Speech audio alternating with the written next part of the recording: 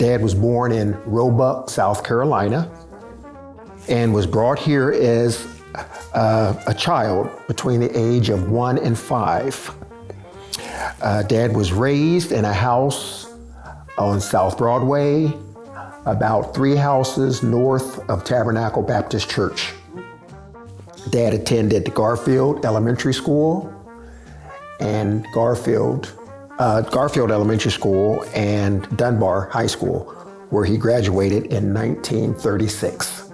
Dad went into the service. He was a military man. He fought in World War II, and he worked in the kitchen on a ship, on one of the ships. I don't remember the USS, and I don't remember the name of the ship, but it was a ship that housed many admirals and high officials. I do remember that, and he was a steward. He was steward on that ship, so he was a very good cook, and he knew all about food. So he worked his way up to being the steward on that ship, which is a very high position in the kitchen back at that time. After Dad's service to his country for 6 years, after Dad's service to his country, he secured a job at Sucre's Meatpacking Company. He worked hard, continually working hard. He always was a hard worker, and he worked his way up to be the first black hog splitter. That was the title they gave him. He was the first black hog splitter, which is a person that split the hogs. So he learned that trade of splitting hogs and working with meat. And through the earnings from Dad's working at Sucre's, he invested in peanut machines and cashew machines, which were the same machines, but some machines he put cashews in and some he put peanuts in, okay? And he had about 120, ordered the parts, put the parts together, assembled the machines, and scattered them around the Dayton area, around 125 of them. With the money from Sucre's and the vending machines and the money that my mother worked at Gallagher's drugstore and later Desi, my mom worked, together they purchased their first business of 17 businesses. They purchased their first business, which was Ben's Hamburger. And Dad had the first 15-cent hamburger in Dayton. And that was in the Dayton area, first 15-cent hamburger. And that was because Dad had the trade of being a meat cutter and a butcher from Sucre's that he learned.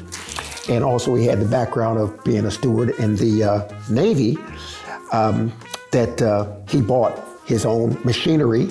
In this first hamburger, he bought the machinery, he had all the equipment, and he butchered his own beef. And then later on, McDonald's came, of course. And of course, McDonald's just took over everything. But Dad had the first, and that was long before McDonald's came into existence. Dad created many places for blacks to work. He gave jobs for many blacks. Places for blacks to eat and to socialize throughout the Jim Crow period. Dad, throughout a span of 44 years, Dad hired hundreds of black people, many from the South.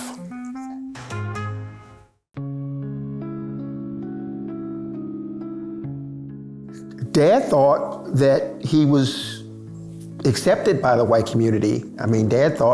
He knew what was going on. He wasn't naive, of course. But he thought that, he had certain friends that were in the white community that he thought were his friends, and possibly he did. But at one time, the Internal Revenue said that Dad wasn't paying his taxes like he should. And that wasn't true, because Dad was very conscientious about paying taxes and, and doing what was right to survive. And he would never have had the success that he had he not paid his taxes and did right. But Internal Revenue said that he didn't pay his taxes, he owed a lot of back taxes, and he would either have to pay those back taxes, which was over $100,000 or more, or either do time in prison. And that was about 10 years before Dad's death. And that Dad, of course, Dad wanted to show all his paperwork from his lawyer. Dad had a black accountant, but a white attorney. And Dad was advised by the attorney not to show his books, Dad wanted to show his books to show that he had paid his taxes. And the attorney advised Dad not to do it, that it was be to his detriment to show his books. So Dad didn't show his books. So in turn, by Dad not showing his books, they said then Dad had these elaborate parties and spent all this kind of money and stuff and didn't pay taxes, which wasn't true. So that's when they would penalize him for that. So that kind of broke Dad after all the years of hard work.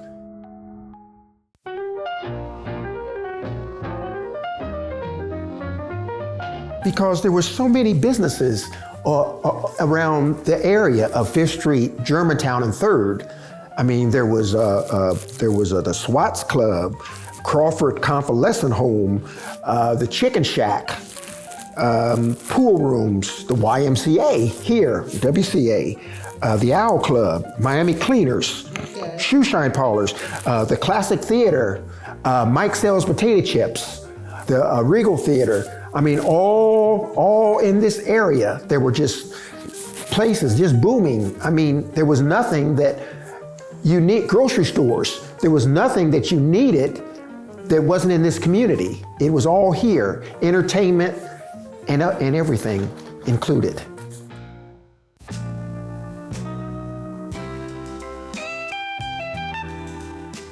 The redlining, where blacks were only allowed to do so much and have so much, that it existed in Dayton and all around the world. There was redlining against blacks.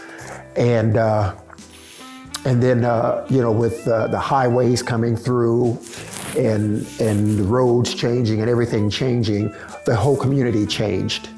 Blacks were able to live other places all around, which was good in a sense, but it also broke up the community. It divided us, divide and conquer, that sort of thing. So yes, we were able to move out and move into other places, but it also divided the community, a tight-knit community.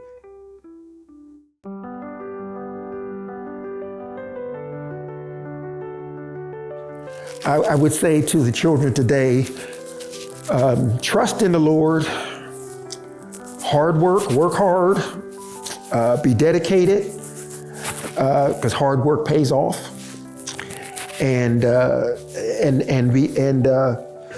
hard work and dedication and trust in the Lord leads to a joyful and successful life, and to give back to your community and your church.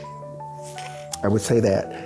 And, and I'd say trust in the Lord in all things, and all things through Him are possible.